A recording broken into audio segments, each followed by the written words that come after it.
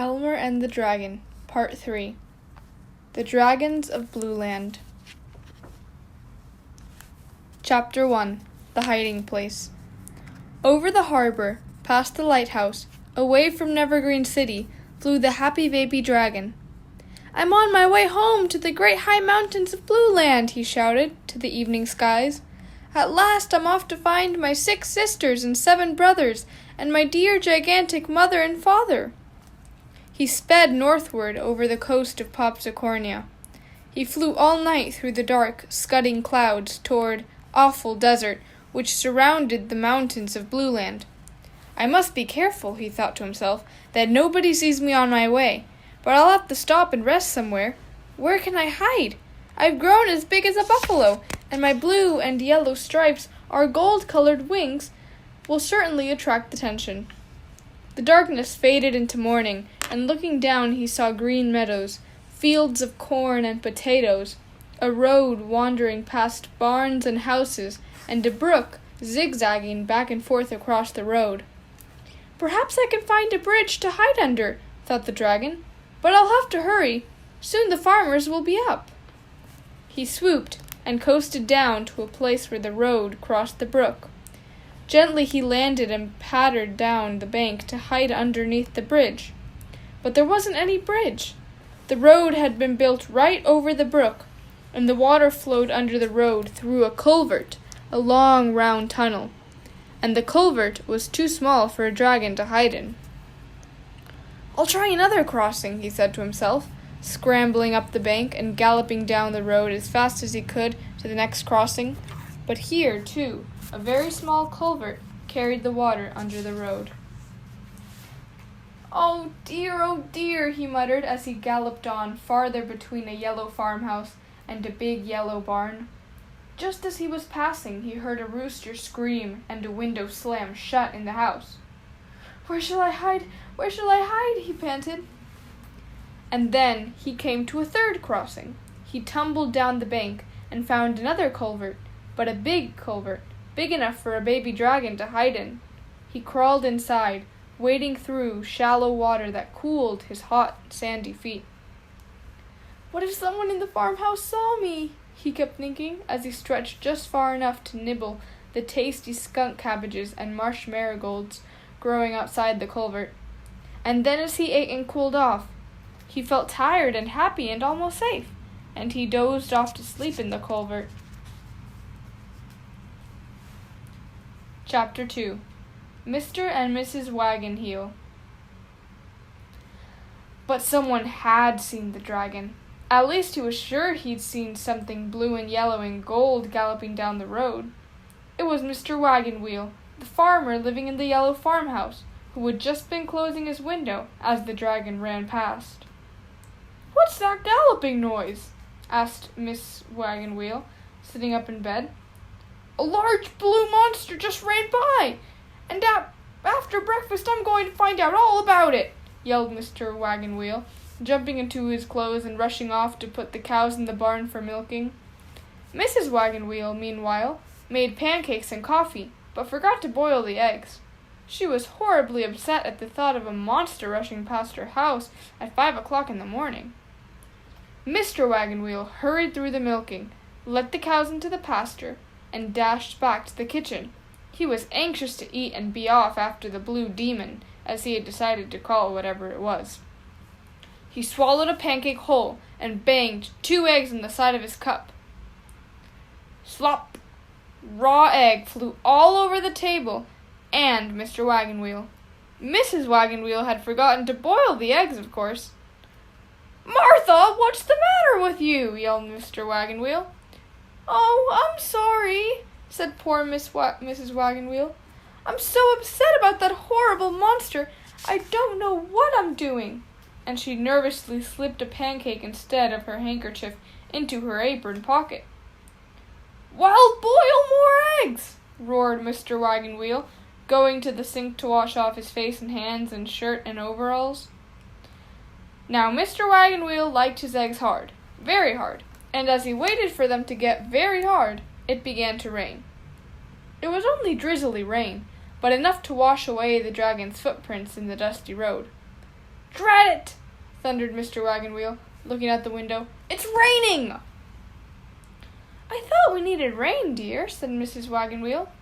We do, but why can't it wait until I capture the blue demon? Now I may never find him. Maybe it's just as well, said Mrs. Dragon Wheel, carefully putting a spoonful of salt in her coffee. Well, I can see you have no spirit of adventure, grumped Mr. Wagon Wheel, peeling his at last ready very hard eggs. He picked up his rifle, a strong rope, and put on his raincoat and boots. I'm off! He yelled and slammed the door. He'll never come back, thought Mrs. Wagon Wheel, and she sat down quietly to cry. Mr. Wagon Wheel ran down the road, pouncing on bushes, peering behind trees, and examining roadside ditches, yelling all the while, Coming, ready or not! He made such a racket that the cows heard him in plenty of time. They huddled around the big culvert where the baby dragon was hiding and pretended to be busy drinking water. For they had found the sleeping dragon while Mr. Wagon Wheel was eating his very hard eggs. Wake up, they had said, and tell us what you are, and what you're doing in our culvert. The dragon woke up with a start, and then smiled at the friendly cows.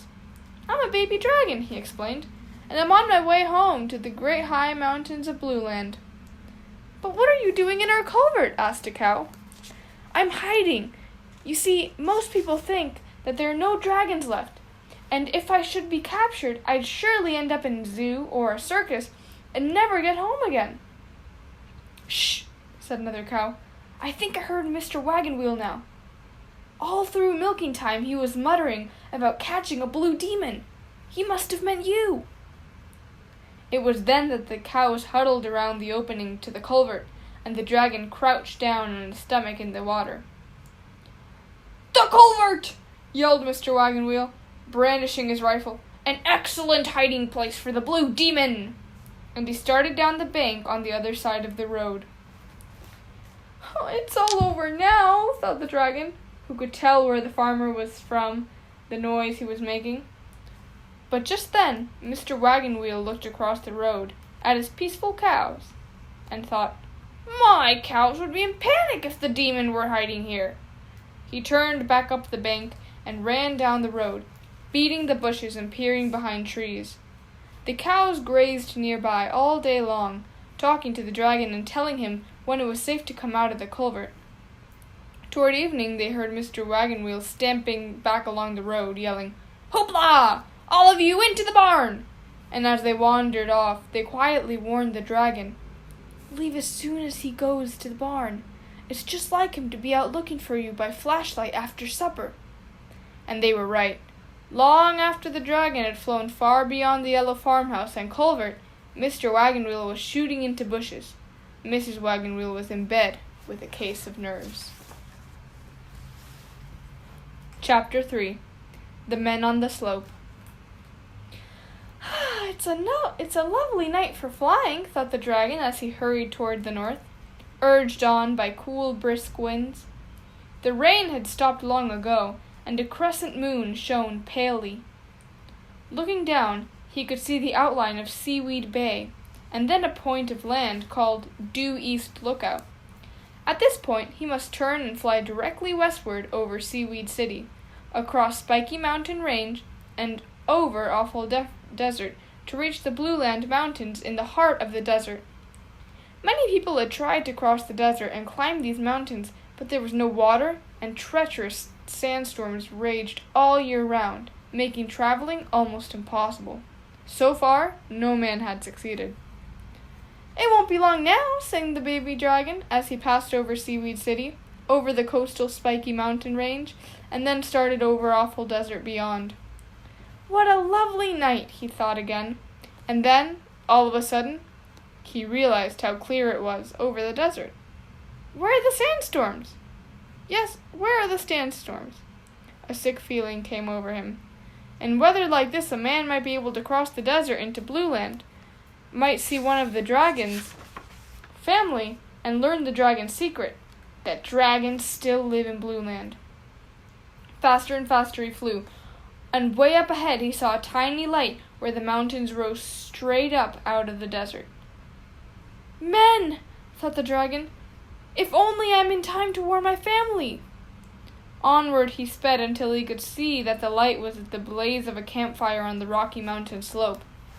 He counted 4 or 5 men sitting around the campfire. I'd better find out what they're planning to do, so I'll know how to save my family, thought the dragon, circling down and landing below the men.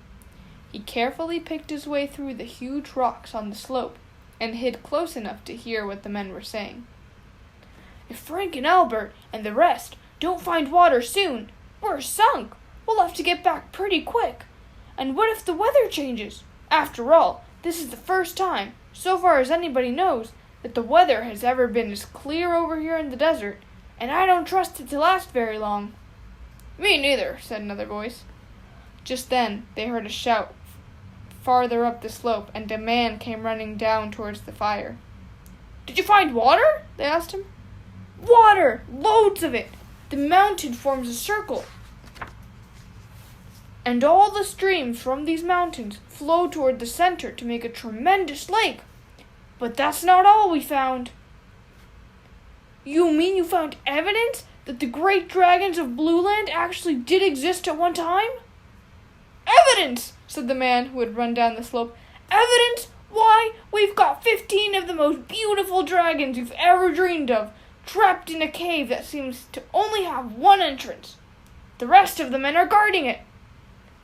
15 trapped in a cave, moaned the baby dragon. Why, that's my whole family! My 6 sisters, 7 brothers, and my dear gigantic mother and father.